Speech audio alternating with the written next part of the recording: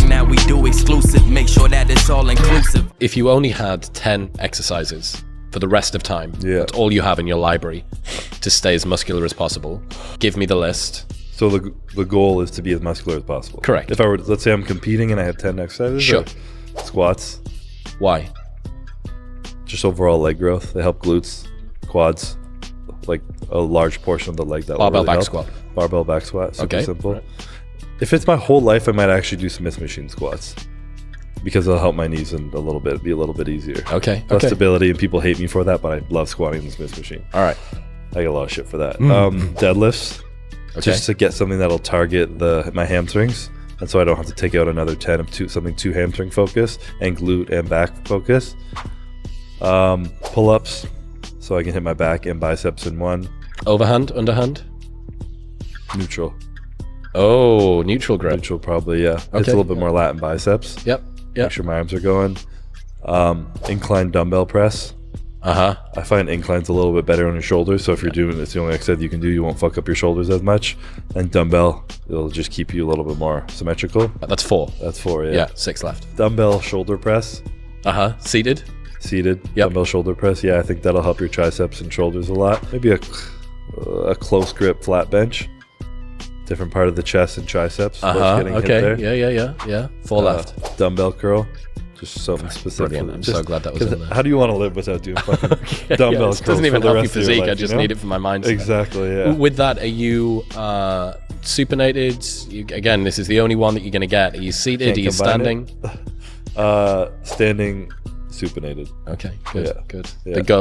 The OG of dumbbell curls. Just the OG, yeah. Yeah, and it's got to be one arm at a time. It can't be both arms together. It's got to be one arm One at at a time, yeah. Good. Yeah, 6 is the basics. Good stuff. I think you've got 3 left. I have 3 left. They say bent over row. No.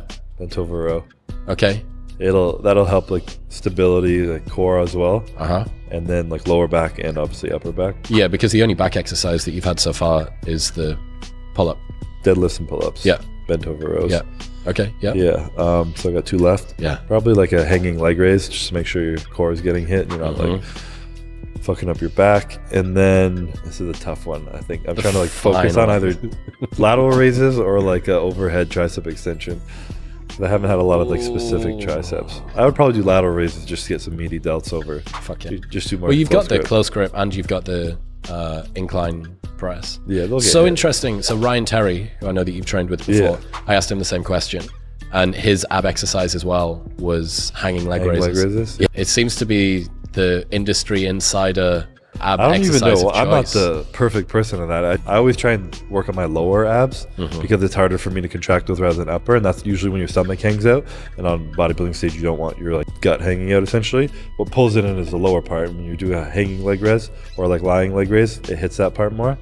And also, hanging from a bar is really good for your shoulders and spine. So you're kind of hitting 2 birds with 1 stone. One of my friends, Alex, who basically has an unlimited budget, said that he'd been to every shoulder specialist on the planet. I've spoken to every single person, all of the most expensive specialists in the world. The best thing that I've found is hanging from a bar. Hanging from a bar. Hanging from a fucking Crazy, bar. yeah. Yeah, it's wild. I think he does it. I think he ends up strapping up and just hanging from there for about 90 seconds a couple of times a day. I'd heard a rumor, I don't know whether you'd heard this, that because we'd spent so much time as primates swinging through the trees, the way that our shoulder still articulates that position is still one that's very comfortable to us. And I'm going to get torn apart by people who understand biomechanics in the comments. But there's supposed to be a little bit of truth to that, and it definitely feels nice. For sure. Even if you're standing in a doorway and you just like do this and you're just chilling, you just feel better.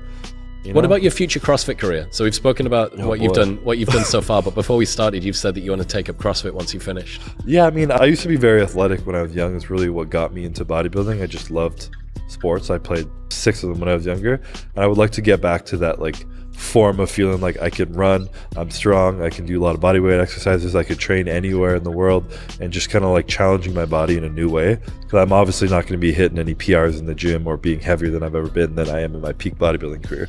So just finding a new goal to focus on, I might dabble in that, but it's more of like an athletic training that like you can call CrossFit. Okay. It's so funny to think that the particular sport that you chose to go after actually has a load of restrictions on it. It's very consistent, very repetitive, by its nature, not a team sport. There's a bunch of different things that it constrains you from doing. you know, what do you weigh now? How heavy are you? I'm about 262 right now, 260. Right. You said that you could dunk a year ago, though. I could, at 260. I got a video of it, so I'm not lying. No way. Do you put it online? It is online, yeah. Fuck yeah. But yeah, my point being that a game of pickup, a 30-minute game of pickup basketball would probably be not very good for your knees. No, I did it last year. I was telling you that, yeah. I went and played with a bunch of the guys here.